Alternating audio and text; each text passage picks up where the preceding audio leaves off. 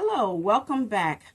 I am the Empowerment Auntie, and I am here to help you to reach your career, money, and relationship goals. This is part two of my two-part introductory personal finance series. Welcome back. And if you haven't seen part one, the link will be in the description so that you can make sure you see that. It is packed full of a lot of good information that will help you. Today we're going to talk a little bit about investing, retirement accounts, life insurance, salary negotiation, and how to save on health care. Let's get started. First of all, you will find that when you're dealing with investments, stocks, bonds, things like that, they don't always give you your benefits the right way. I'm sorry, the same way. So it may be hard to compare them apples to apples. And that's what the rule of 72 is about. The rule of 72 says the years it takes for your money to double equals 72 divided by the interest rate. So at 6% interest, for an example, your money takes 72 divided by 6, or 12 years to double. And so by using that formula, you will be able to compare your financial instruments on a more apples to apples basis. To double your money in 10 years, get an interest rate of 72 divided by 10, which is 7.2%. When you are trying to invest your money, sometimes you'll find fee-only planners, you'll find commission planners. Keep in mind that the fee-only planners give you a fixed price up front for their services regardless of what they recommend that you invest in. So you don't have to worry about a conflict of interest with them. When you are dealing with fee-based planners, they get a fixed fee, but then they get commissions on the products that they recommend to you. And commissioned planners, of course, also get a commission based on what they recommend. When people get a commission based on what they sell you, there is the potential for a conflict of interest there. So please keep that in mind when you are evaluating what types of planners that you want to assist you with your investing goals. Another type of investing that brings a lot of benefit to the investors is real estate investing. There are 5 different ways to financially benefit from real estate investing. The first is cash flow, which is the difference between the income your property brings in and the expenses, maintenance, and repairs that you have to pay. So that is cash flow. And then there's appreciation, which is the increase in value of the property. Real estate generally gets more valuable as time goes on. That appreciation can help make you wealthy over time. Then there's leverage. With most other investments, if you want a $100,000 investment, you have to invest $100,000. But the leverage of real estate allows you to invest maybe 20%. So if you want a property worth $100,000, you invest $20,000 up front, and now you are the owner of that property. You have to pay your mortgage every month, obviously, but that leverage allows you to get a much more valuable investment than you have the cash for to pay a full price for. And then there are the tax advantages. When you are a real estate owner, you are able to deduct depreciation and expenses on your tax returns. And so that allows you another way to save money. And those savings might offset some of your other non-real estate income as well. And then the fifth way is buy down. Every payment that is being made, every mortgage payment that is being made is reducing the amount of principal that you owe. That's called buy down. And your tenants are buying down that for you on your behalf. So with every payment that they make, you get a little bit richer. When most people think of investments, they think of retirement accounts. And so we will discuss a little bit about retirement accounts as well and break it down in everyday language. So there is a 401k or 403b. Usually the 401ks are private companies. The 403bs are usually nonprofits or maybe government. And these usually deduct money by payroll deduction, and they can be rolled over to another employer if you change employers. And often some of these contributions are matched by your company. And if they have a 401k match, you want to be sure to contribute enough money to get the maximum match, because that's just free money for you. And so that explains 401k and 403b. There also are Roth IRAs, individual retirement accounts. And with these, you contribute after-tax dollars, and you get no tax deduction for your contribution. And your contributions to that account are available to you at any time, tax and penalty free. And because you can withdraw them tax and penalty free, it can double as an emergency savings account. It is only your contributions that you can withdraw tax and penalty free, not the growth and the interest that you've earned on those contributions. But these Roth funds should only be withdrawn as a last resort, and don't dip into your earnings or you will be penalized. The distribution of earnings from your Roth IRA for qualified education expenses, college tuition for an example, is exempt from the 10% early withdrawal penalty. But one thing to keep in mind is that you can use the Roth IRA for college or for retirement, but not for both, unless you have two separate Roth IRAs. The tax and penalty free withdrawal of your contributions after age 59 and a half, you are able to withdraw the money that you have made penalty free and tax free.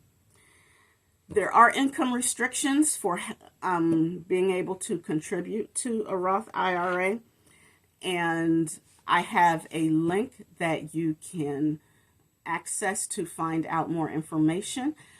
If you just leave your email address at my website, empowermentauntie.com, I will be able to send you a copy of the links, because we'll be talking about quite a few websites today, and you'll be able to get all of those links. Then there's the traditional IRA. And with a traditional IRA, the contributions are tax deductible on your federal and your state income taxes in the year that you make the contributions to the account. And your withdrawals that you make in retirement are taxed at your regular income tax rate, whatever that rate is. You are required to start making mandatory distributions, meaning withdrawals, from the account when you reach age 70 and a half. And there's a certain percentage that you have to start withdrawing at that age, whether you need the money or not. So those are the rules with regard to the traditional IRA. And basically, whether you choose to have a Roth or a traditional IRA is up to you. Please discuss that with a professional, an investment professional, so that they can give you advice customized to your situation, because this is not financial advice. This is just financial information. And when you talk about investments, one thing that you really want to get is compound interest. Compound interest is when your interest makes interest. So, and it compounds and gets larger and larger over time. So the greater the period of time that you have to to get that compound interest, the greater the amount you will have at the end. And there's an example that Dave Ramsey gave, and he said when this gentleman named Stephen turned 21, he decided to start investing $200 a month until he reached age 30. So at age 30, he stopped investing altogether. And his friend John started investing at age 30, and he invested the same $200 a month every year starting at age 30.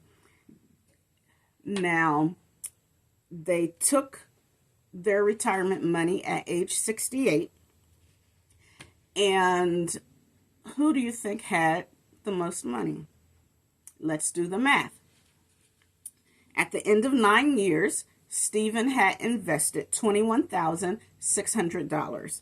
He didn't invest another dime, and he ended up with close to $2.35 million at age 68. So that is the power of compound interest, from $21,000 to $2.35 million. And then Stephen's friend John invested $91,200 because he invested from age 30 to age 68. So 37 years. At the age of 68, he had built up $1.3 million, but he never caught up with Stephen. And the reason why is the power of compound interest. Stephen didn't invest nearly as much as John, but he ended up with over $1 million more. And that is why you want compound interest. Now we're going to talk briefly about life insurance, the two main types of life insurance, because life insurance is a product that can help your family find stability if the unspeakable happens. Whole life insurance is a policy where your premium never changes due to your age or your health. It stays consistent. It has a cash value component that grows, and the gain on those funds is not taxed until the money is withdrawn, so it can compound exponentially over time. It usually is a very small gain percentage-wise, and it's not something that you would want to actively put money into, because the gain that you get is negligible compared to other investments that you can invest in. But the benefit, the death benefit, is still there. And the cash value of a whole life policy you can borrow against if you need to. So that is a benefit of the whole life policies. And then there's term life insurance, and it is for a specified period of time. It might be 10 years, 15, 20, 25, 30 years. And it tends to be more affordable. You might be able to get a $250,000 policy for the same price as a $50,000 whole life policy. So you get a lot more insurance per dollar. But this is pure death benefit protection only. There's no cash value that builds up within the policy. and the premium stays the same throughout the term. But at the end of the term, if you want to remain insured, you have to buy a new policy at whatever rates and terms exist at that time. So you'll need to requalify for your then current age and health status. So that's a little bit about life insurance. We're going to talk also about salary negotiation, because it has been found that women typically do not negotiate their salary when they get a new job, not nearly as much as men do. And that is something that financially holds women back. We want to stop that, because most raises are given as a percentage. It might be a 5% raise or a 3% raise or a 10% raise. And if you have a smaller starting amount, then every raise after that is going to be smaller as well. And so over time, it could add up, and you're looking at a loss of anywhere from $600,000 to $2 million over the course of a career because you were not negotiating your salary. So J.D. Roth, a financial author, says that you should focus on the value that you bring to the company, not what comparable salaries are. When you're asking for a raise or moving to another job, you note your accomplishments and attach time and money to them. So for an example, you might say, I automated the company's reports, which saved 40 hours a month. And that equated to $500 a day savings. So you create your list of talking points using numbers, because numbers are a lot more effective than just giving generalities. And you use that to make a case for a higher salary. And you should also have a page of this printed out for whoever you are speaking with, that you can hand them so they can look and see in black and white what it is that you have done and the dollar value that you have brought to the company. And this is especially effective for your internal promotions or raises, but it is effective for both internal and external. If you are starting out like you're a new graduate, then you might not have that same background to prove your worth. But in that case, talk about your enthusiasm, your work ethic, and at least ask for 10% more than what you're offered, because companies, what they do is they try to get you in for the lowest salary that they think you will accept. They might have a range of $100,000 to $120,000 that they're willing to pay for the position. They might offer you $105,000 when they really would be happy paying you $115,000, but they want to see what you will accept. And they do expect people to negotiate. And that's why they start with a lower number. So if you do not negotiate, then you actually are causing yourself to miss out on some compensation that you would have been able to get. And some people do not feel comfortable negotiating. They, especially women, we feel that we do our job well and we show our worth, and we should be compensated based on our worth, and we shouldn't have to ask for it. You need to ask. And if you're not comfortable doing a whole full negotiation, you can just say one sentence. Is that the best you can do? And then just be silent and let them come back, because a lot of times that silence is uncomfortable for them, and they might say, well, we offer 50, but we can do 60. And just like that, you've gotten an additional $10,000 off of that one sentence. The return on investment of that one sentence is exponential if every raise after that is a percentage of your first salary. So please, please negotiate, even if it's just that one sentence. Now, there is another method of negotiation salary, the Smith-Winkel method, and they say that you should never tell an employer how much you make, or how much you'll take, I should say, and let the company name the first number. And that, in effect, requires 4 steps. The first one is, if the company asks for a number on the application, leave it blank.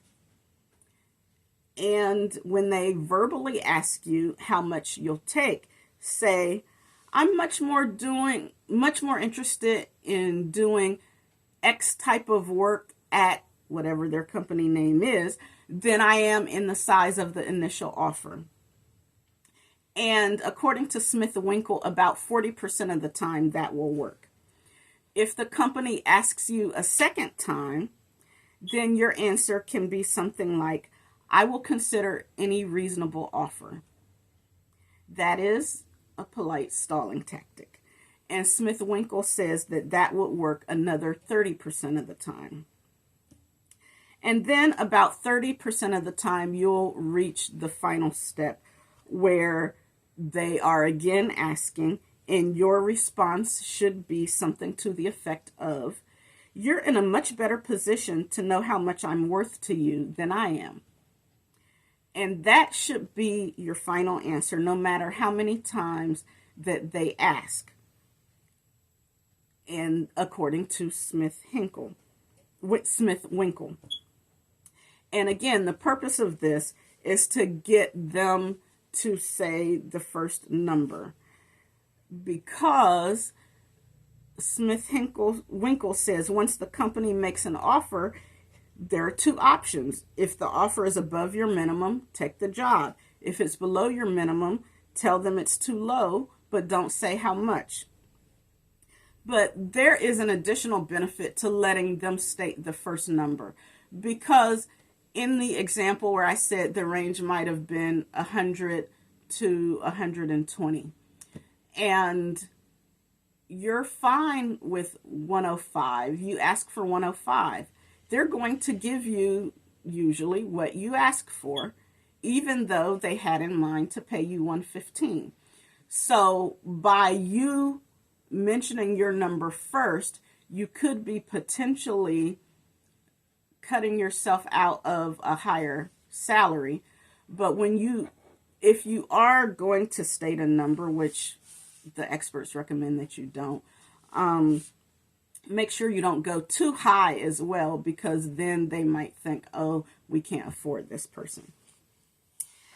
There is another method of salary negotiation that Jack Chapman has brought out. His book is called Negotiating Your Salary, How to Make $1,000 a Minute. And in it, he advocates the things that I am about to tell you. I do want to say, though, before I go into this, when I mention the name of books or products or services, I have not been paid anything for any of these recommendations. They are just things that I've used and worked for me, or I know someone else that it worked well for, or they've come highly recommended by financial experts. But his book I have personally used for myself, and it did work very well. So his rules are: postpone salary negotiations until you're offered the job. And I think the reason for that is pretty much common sense. His second rule is let the other side make the first offer, same as Smith-Winkel. And he says you should politely decline to answer the question about salary, saying that you prefer to focus on the salary range of the job that you are applying for. and interviewing for. Explaining that the compensation you received for your last job is not really relevant to the compensation that you will be getting for a new job. It's a new department or new company, different duties potentially. So what you earned there is not really relevant to what you will be doing at the new role. He also says that you should say that you're more interested in discussing the compensation package aligned with your skills for this new opportunity. And then if you're pressed, he recommends that you say that you consider your salary confidential and would like to keep that information private. And then one major piece of his strategy is when you hear the offer, the number that the company gives you, repeat the number and then stop talking. Remain silent. It's a psychological thing, and he calls it the flinch. And the most likely outcome of that silence is a raise when the person you are negotiating with gets uncomfortable, and then they often come back with a higher offer. And any counter offer should be with a researched response based on what you know about yourself, about the market, and about that company. And that's why it's vital to do research before your interview so you know what is reasonable. And then his next step is to clinch the deal and then some. And what that means is lock in the offer, the compensation pay part of it, and then negotiate additional benefits, which could be extra vacation days, a company car, it could be a flexible schedule, private office, working from home, any of those things that you think would make the job more desirable to you, you can ask for. And that is a good way to get the best compensation package for you. He also recommends that you stay flexible, though. If the company won't budge on salary, then that's when you go a little harder on the other compensation that is non-salary. So keep that in mind. You can ask for transit passes, educational reimbursement, better health insurance, performance bonuses. All of those things can be on the table if you and the employer agree. And then a lot of times, we're kind of shifting gears here to healthcare savings, because a lot of times when people file bankruptcy in the United States, the reason is because of healthcare debt. And the prices of medicines have gone up a lot. Healthcare in general has gone up a lot. And so I, in this personal finance series, am trying to help you make more money, save more money, invest more wisely, and learn about financial products. So we're going to talk a little bit about how to save money on healthcare, starting with prescriptions. You may have heard of a website called GoodRx.com. On it, you can compare prescription prices and get discounts on your medicine. That is one resource that you might want to take advantage of. If you have grocery stores with pharmacies in them, you may want to see if they have plans for medications. ShopRite and Walmart, for an example, both have a plan where commonly prescribed generic medications are $4 a month or for 30 days, and then $10 for a 90-day supply, and that is without insurance. And so for people who are uninsured, or for people whose copays on their insurance are higher than that, you may want to take advantage of some of these store programs. And I have links to the programs and the medicines that they offer. If you just reach out to me and leave your email address on my website, I'll be able to get that to you. There also is a company called Blink Health, and they negotiate prices with certain pharmacy chains, and then they will tell you what the prices would be at those specific pharmacies if you buy it through Blink Health's website. And no coupon is necessary, no insurance is necessary. You just visit the pharmacy to pick up the prescription that you've paid for online, or you have them mail your prescription to you after you've paid for it online. And you can go to their website, blinkhealth.com, and you will give them your drug name, the drug form, is it capsules, tablets, liquid, and give them the strength and the quantity. And then you select your pharmacy, you check out, and it's either mailed to you or you pick it up from the pharmacy. There also is a website called Pharmacy Checker, and it helps you save up to 90% on your prescriptions.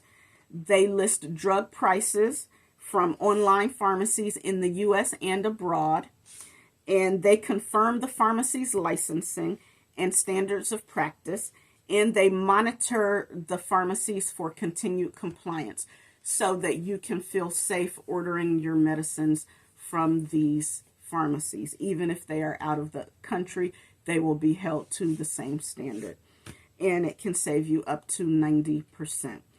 PharmacyChecker.com is their website. And then there's RX Assist, and it is, well, they bill themselves as the web's most current and comprehensive directory of patient assistance programs. And patient assistance programs are offered by the drug manufacturers for people who may not be able to afford the medication that was prescribed to them. And this is a repository, RX Assist, where they get information on all those programs and put it on their website so you can go through and hopefully find a program that would help you to get the medication that you need. When it comes to saving money on health insurance, some people choose to do what are called Christian medical care cost-sharing plans. It works similarly to health insurance, but it is not health insurance. It is not regulated like health insurance is. So this is something that you want to proceed with caution on and make sure that this is what you want to do, especially with the Affordable Health Care Act now, or Affordable Care Act. There are health insurance plans that you can get. But if you're interested in Christian medical care cost-sharing plans, Christian Healthcare Ministries, chministries.org, offers one. And basically the idea of these type plans is that people all put in a certain amount every month based on family size, almost similar to a health insurance premium. And then when you have medical care, you send the invoices to them for payment. And there is various fine print with regard to that. So again, do your due diligence before you do anything like that. There's also MediShare, and their website is mychristiancare.org/medi-share. And then there's Samaritan Ministries, which is samaritanministries.org. In addition to that, there are also websites for comparing cost of particular medical procedures and surgeries at different local hospitals. And That's at healthcarebluebook.com. So if you need a colonoscopy or a knee surgery or whatever the case may be, you can go in and see what local hospitals are charging and then go to the one that is charging the least amount. If you are not insured, or you may be insured, but you can find it for cheaper without using your insurance. If you are using Healthcare Blue Book or the Fair Health Consumer Cost Lookup, which is a similar website, they're at fairhealthconsumer.org, and that's fair, F-A-I-R, fairhealthconsumer.org. And then there's also hospitalcostcompare.com/hospitals, and they can compare the costs at local hospitals for you as well. In addition, there are free clinics that are available nationwide, and you can find out more about those at freeclinics.com, also at shepherdsclinic.org, and Shepherd is SHEPHERDS, shepherdsclinic.org. And either of those, you can find free clinics. Now, there also is a website called needhelppayingbills.com. And with this website, it has so many resources available for medical care, housing, utility bills, food, transportation, home repairs, and more. So pretty much anything that you might need assistance with, they have programs that may be able to help you. So needhelppayingbills.com is that website. There are also free or low-cost sliding scale clinics where it may be free for some, but depending on your income, you might pay a little bit. And you can find some of those at the needymeds.org website. If you are a senior that needs hearing aid assistance, or you have a loved one who is a senior that needs hearing aid assistance, you can go to hearingloss.org, or you can go to the Hearing Aid Project at the state or national level, and that's at hearingaiddonations.org/resources. And again, all of these links are available if you just want to leave your email address on my website, empowermentauntie.com. Also, for seniors, the local area agency on aging may also be able to direct you to local resources that can help you for paying for senior care. And the web address for that is www.payingforseniorcare.com. And they have a section where you find aging agencies, and you just click on that search, and they can pull up the resources available in your area. And then governments might have other plans or programs that you might not expect. The state of Maryland, for an example, has what they call the Durable Medical Equipment Reuse Program. So durable medical equipment is like wheelchairs, scooters, walkers, canes, any type of medical equipment that you use at home is considered durable medical equipment. And if you cannot afford that equipment, they actually accept donations. They clean it up, make sure it's in excellent working condition, and then they distribute it for free to Maryland residents with any illness, injury, or disability, regardless of their age. This is a program that is from the Maryland Agency on Aging, but this benefit is applicable to anyone regardless of their age. So their website is aging.maryland.gov/pages/DME, as in durable medical equipment, .aspx. A as in apple, S as in Samuel, P as in Paul, X as in X-ray. So those are some places where you may be able to get assistance with your medical care. Now, when it comes to vision care, there are some other organizations that offer assistance. There's Eye Care America, and this is an organization, it's a public service program of the Foundation of the American Academy of Ophthalmology. They provide free eye exams for qualifying seniors, and eligible people can get a comprehensive exam, medical eye exam, and up to a year of care for any disease that is uncovered during that exam. And all of that is at no out-of-pocket cost to the patient. It's for U.S. citizens and legal residents who don't have an ophthalmologist and who don't belong to an HMO or have eye care coverage through the Veterans Administration.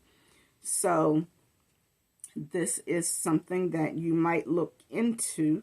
If you have Medicare or other vision insurance reimbursement, they will accept that as payment in full as well. If you don't have insurance, then you receive your care at no charge. So if you or a family member or friend qualifies or want to know if you qualify, you can visit the Eye Care America website. And eye care is one word, the way they use it. And then there's the Lions Club International. And this is a organization that provides financial assistance to people for eye care through its local clubs.